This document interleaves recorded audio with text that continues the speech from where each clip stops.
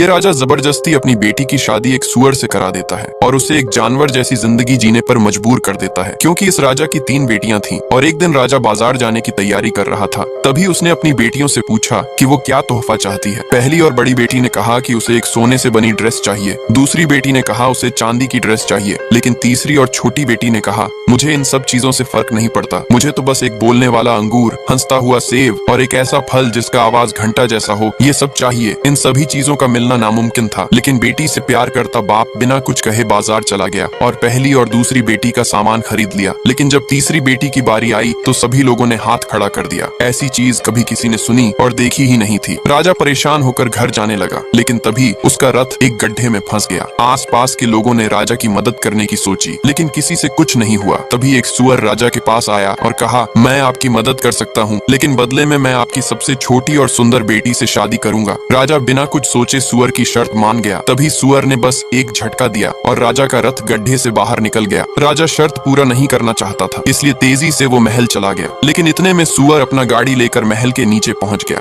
राजा मजबूरी में अपनी बेटी को सुअर के पास भेजा। सुअर जब राजकुमारी को देखा तो तुरंत उसे गाड़ी में बैठाकर अपने घर ले गया और उसे एक सुअर जैसी जिंदगी जीने पर मजबूर कर दिया। फिर कहा कि अब यही तुम्हारा घर है। ये सुनते ही राजकुमारी रोने लगी और सो गई। अगले दिन जब राजकुमारी उठी तो सुअर का घर अब एक राजमहल में बदल चुका था। ये देखकर राजकुमारी चौंक गई। तब राजकुमार ने उसे बताया कि एक चुड़ैल ने उसे श्राप देकर सुअर बना दिया था, लेकिन जब एक बोलने वाला अंगूर, हंसने वाला सेब और एक ऐसा फल जिसका आवाज एक घंटा जैसा हो अगर मिल जाए तो उसका श्राप टूट जाएगा। इसके बाद राजकुमार ने दुनिया